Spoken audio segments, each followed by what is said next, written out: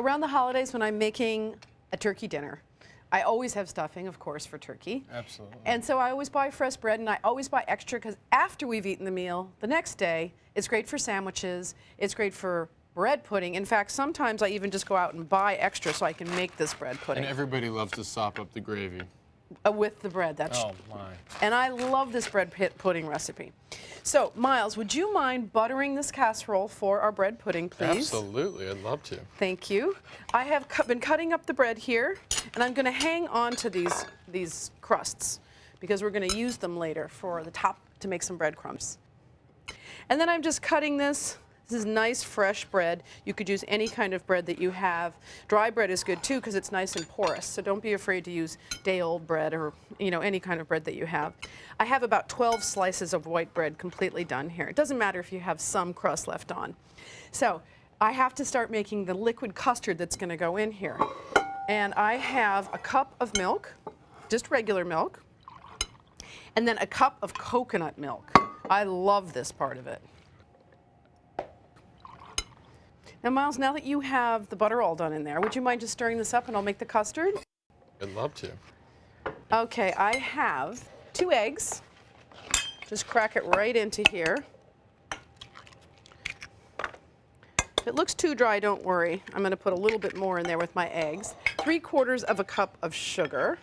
So I have half here and then 1/4.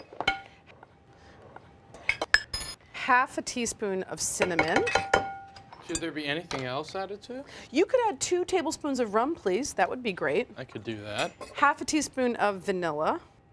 And while I mix this up, Miles, I am going to put you to work a little bit more. I would like you, please, to take 1/4 cup of raisins. I guess if it's sitting right in front of you, you're going to get it going. That's fine. I'm just going to grate in a little bit of nutmeg. Absolutely. Not too much, because it's kind of strong. Nutmeg is one of those spices that, you know, a little is a little, a lot is a lot. That's absolutely true. Okay, Maya, I'm just going to put this in there. Okay, and actually I am going to grab the spatula and get every last bit in. And if we feel like we want just a little bit more, that's good. You don't have to, you don't want that bread to be too mangled. There you go. You've got the raisins in there.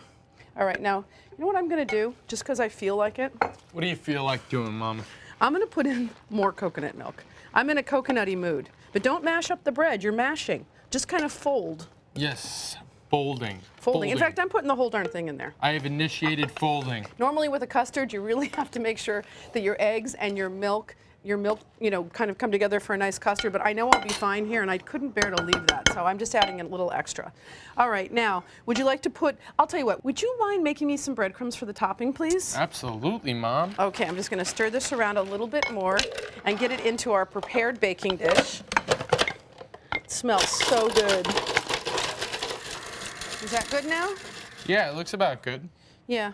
I know sometimes if your bread is a little bit too moist, if you just toast it a little bit in the toaster, those crusts, then it'll be much easier to make breadcrumbs.